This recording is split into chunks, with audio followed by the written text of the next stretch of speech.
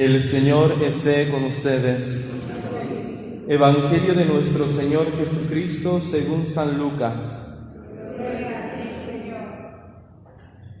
Cuando ya se acercaba el tiempo en que tenía que salir de este mundo, Jesús tomó la firme determinación de emprender el viaje a Jerusalén.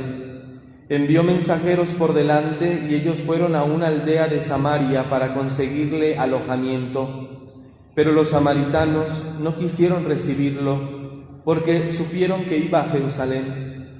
Ante esta negativa, sus discípulos, Santiago y Juan, le dijeron: Señor, ¿quieres que hagamos bajar fuego del cielo para que acabe con ellos? Pero Jesús se volvió hacia ellos y les respondió. Y los reprendió. Después se fueron a otra aldea. Mientras iban de camino, alguien le dijo a Jesús: Te seguiré a donde quiera que vayas. Jesús le respondió: Las zorras tienen madrigueras y los pájaros nidos, pero el Hijo del Hombre no tiene en dónde reclinar la cabeza. A otro Jesús le dijo: Sígueme. Pero él le respondió: Señor, déjame ir primero a enterrar a mi padre. Jesús le replicó: Deja que los muertos entierren a sus muertos. Tú ve y anuncia el reino de Dios. Otro le dijo: Te seguiré, Señor, pero déjame primero despedirme de mi familia. Jesús le contestó: El que empuña el arado y mira hacia atrás no sirve para el reino de Dios. Palabra del Señor.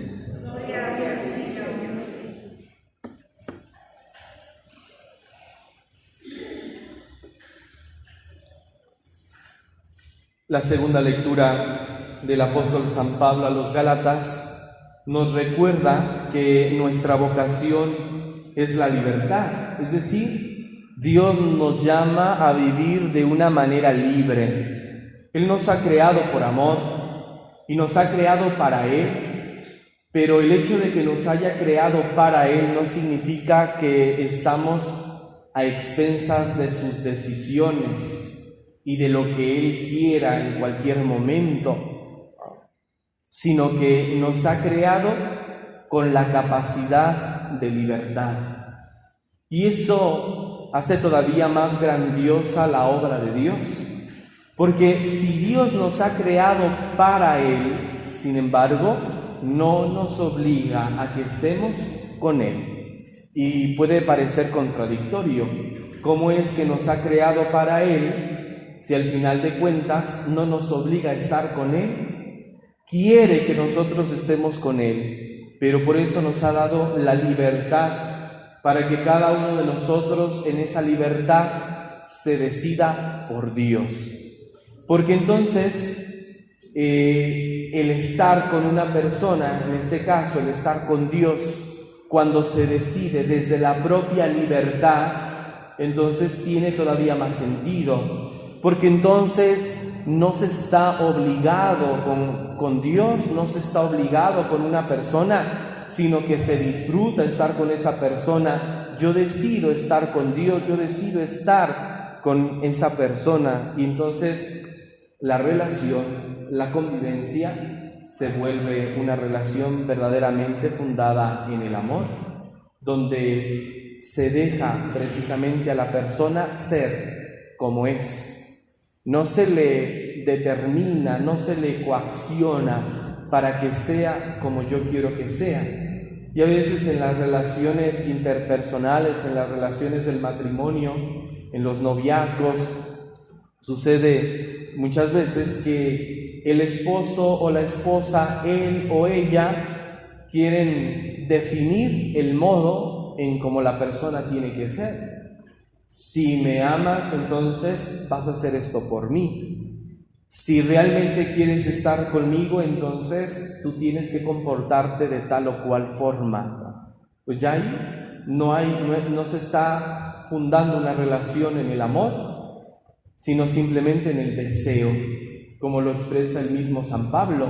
La libertad que poseemos no es para satisfacer nuestros deseos, nuestro egoísmo, ¿no? El Catecismo de la Iglesia Católica, cuando define la libertad y habla de ella, dice que la libertad está en el ejercicio del bien. Somos más libres cuando nos decidimos por el bien, no cuando hacemos lo que queremos, sino cuando nos decidimos por el bien. Ahí está el ejercicio de nuestra libertad, cuando optamos por el bien. Y cuando optamos por el bien en todo, inclusive cuando ese bien represente en algún momento algo perjudicial para nosotros, algo negativo. ¿En qué sentido? Para entenderlo, vayamos al Evangelio. Nos dice el Evangelio que cuando se acercaba el tiempo en que tenía que salir de este mundo, Jesús tomó la firme determinación de emprender su viaje a Jerusalén. Y Jerusalén representa el lugar donde mueren los profetas, es el lugar donde Cristo llevará a culmen su obra salvadora. Es allí donde se va a revelar y donde se va a manifestar como quien es, como lo que ha venido a hacer, allí en Jerusalén.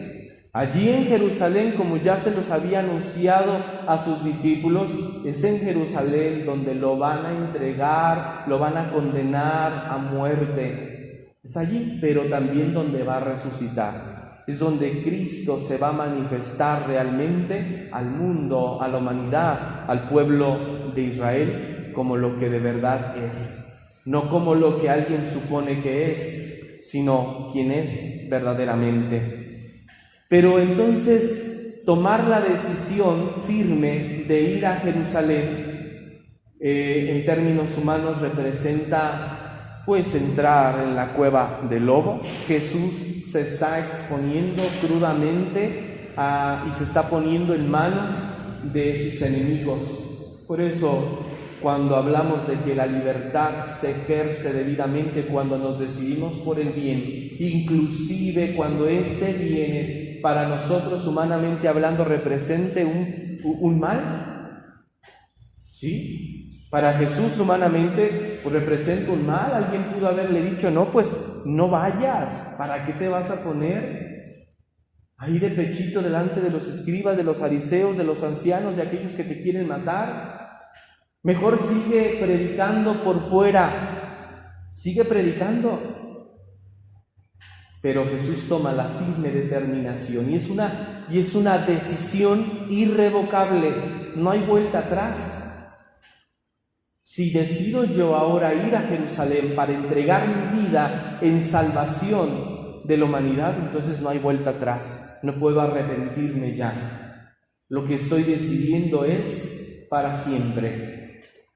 Esta es la libertad con la que Jesús también se mueve y vive. Y en esa libertad emprende este viaje a Jerusalén. En esa libertad Jesús mismo entrega su propia vida. Y lo dice él en otra parte del Evangelio: a mí nadie me arrebata la vida, yo la doy porque quiero. Yo la doy porque quiero. Nadie me la arrebata, nadie me está obligando a morir. Yo la doy porque quiero, es decir, en la libertad. Y pues a eso cada uno de nosotros estamos llamados en nuestra vida, a vivir en libertad. Es decir, a vivir optando y decidiendo siempre por el bien. En definitiva, a vivir nuestra vida optando siempre por Dios y todo lo que eso implica. Todo lo que eso implica, decidirnos por Dios, que es el bien supremo, pues implica muchas cosas que Jesús mismo ya nos ha enseñado y nos ha puesto de manifiesto, y que hoy también en este Evangelio nos lo deja ver. Cuando aquel hombre le pide a Jesús, le dice: te seguiré donde quiera que vayas, y Jesús le responde: las zorras tienen madrigueras, los pájaros nidos, pero el Hijo del Hombre no tiene donde reclinar la cabeza. Es decir, piénsala bien, porque seguirme no es vida color de rosa. Seguirme no es comodidad. Y a veces es la finta con la que nos hemos ido muchos. Cuando hemos emprendido nuestro seguimiento de Jesús, nos hemos ido con la finta de que estar con Dios es vida y dulzura, todo va a ir bien, todo va a funcionar de maravilla, a todo mundo le voy a caer bien, no voy a soportar enfermedades ni sufrimientos en la vida. Mentira, esa es la finta con la que nos vamos. Y tómala, que cuando emprendemos el camino de seguimiento de Jesús, es cuando arrecian más los problemas, las dificultades, aparecen cosas que no contemplábamos, y entonces muchas veces nos arrepentimos de la decisión que tomamos. Si esto era estar con el Señor, si esto era seguir a Jesús, pues mejor no lo quiero. La misma Sagrada Escritura en el Antiguo Testamento, en el libro del Siráside, nos lo dice: quien se acerque a servir al Señor, que se prepare para la prueba. Y el Señor lo advierte también, nos lo advierte a nosotros, se lo advirtió a sus discípulos: el que quiera seguirme, que renuncie a sí mismo, que tome su cruz y que me siga. Por mí, les dijo Jesús a sus discípulos, los van a perseguir, los van a llevar a los tribunales y los van a matar. Por mí.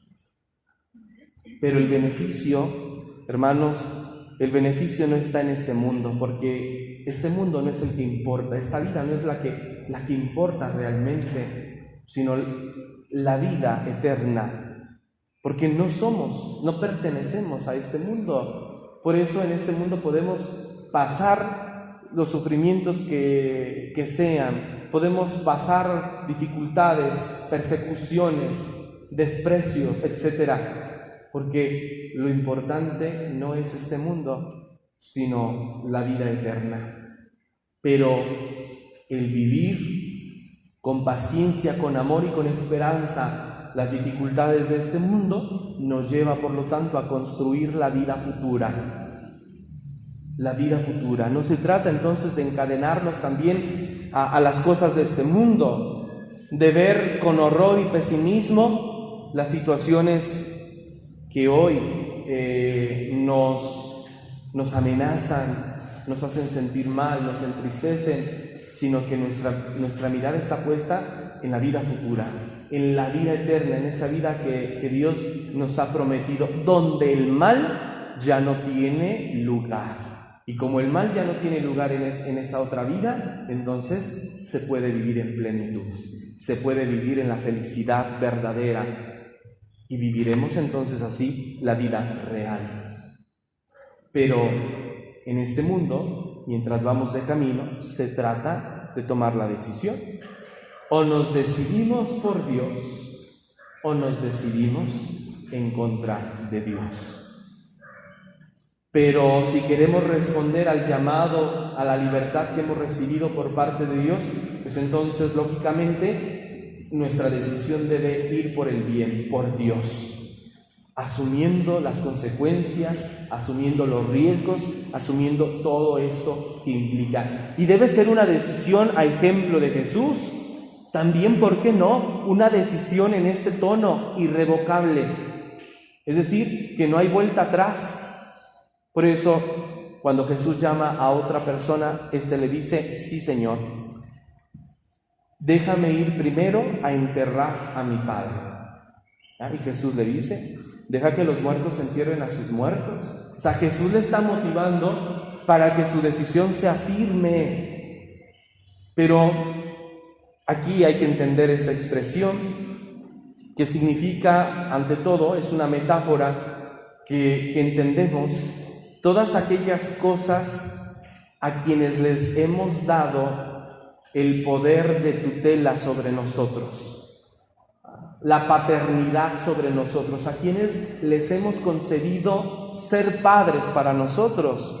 Y no hablamos solamente de esta paternidad biológica o de nuestros padres biológicos, hablamos de todo aquello a quien le hemos concedido nosotros que ejerza una paternidad, que nos adopte como hijos. Y aquí entran pues muchas cosas: el pecado, los vicios, el mal en todas sus expresiones, a quienes le hemos permitido ser nuestros padres, para que estén sobre nosotros. Bueno, a eso es a lo que se refiere Jesús. O sea, deja que los muertos entierren a sus muertos. O sea, libérate de esas paternidades falsas. Libérate de aquello a quien tú le has dado poder y autoridad sobre ti. A todo aquello que vamos permitiendo que ejerza poder y autoridad sobre nosotros. Eso es a lo que se refiere Jesús. Porque Jesús quiere que quien le siga, entonces, sea firme en su decisión, sea determinante en su decisión, más aún, que sea irrevocable. Es decir, no hay vuelta atrás. Por eso la expresión última de Jesús: el que empuña el arado y mira hacia atrás, no sirve para el reino de Dios, porque el reino de Dios debe vivirse y debe comprometerse en la libertad. Nosotros nos decidimos por Dios y al mismo tiempo estamos llamados a invitar, a proponer a otros para que se decidan por Dios, pero no podemos obligarles. No podemos obligarles a otros a que se decidan por Dios. De ahí entonces que Jesús reprende también a sus apóstoles cuando estos, ante la negación de los samaritanos para que Jesús pase por ahí, los apóstoles le dicen a Jesús: ¿quieres que hagamos bajar fuego del cielo para acabar con ellos? Y Jesús los reprendió, porque si se trata de que el hombre conozca a Dios y lo siga con determinación, tampoco se le va a amenazar y se le va a asustar para que tome esa decisión obligada, porque hay quien puede decidirse por Dios a la fuerza,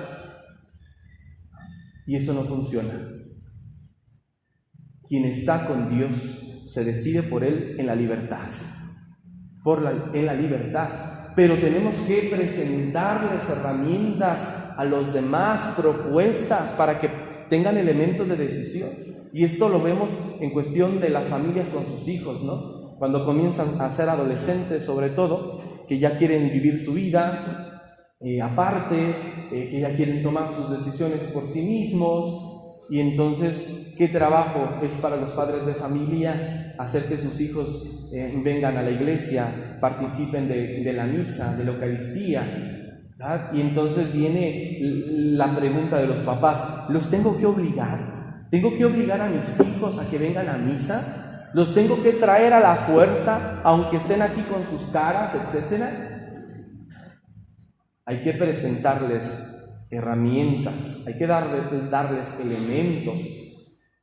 A los menores de edad, pues claro que están bajo la autoridad de sus padres, y lo que los padres decidan es lo que los hijos tienen que hacer.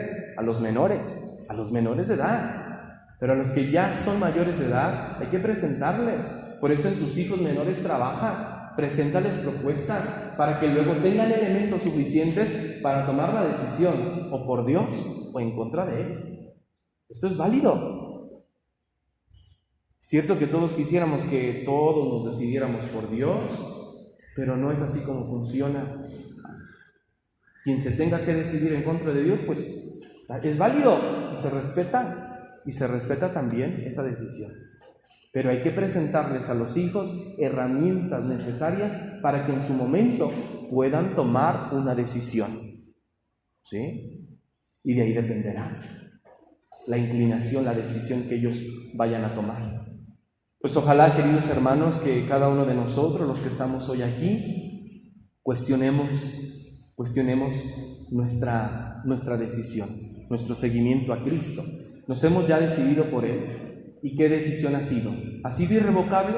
¿Ha sido firme y determinante? ¿O es una decisión voluble? Hoy dije que sí porque amanecí con el sentimiento a flor de piel, pero ya al ratito me pasó una circunstancia que me puso mal, y entonces ya me puse en contra de Dios. No. Recordemos que hay que tener determinación, o por Dios o en contra de Dios, frío o caliente. A los tibios, dice la Sagrada Escritura, los vomita Dios. Determinación en lo que nos decidimos determinación en asumir las consecuencias de la decisión. Y si nos hemos decidido por Dios, pues ya sabemos lo que implica. No es vida y dulzura, no es comodidad, es entrega, es esfuerzo. ¿Hay persecución? ¿Hay desprecio? Sí. Que el Señor nos ayude a mantenernos en la decisión que hemos tomado por Él. Que así sea.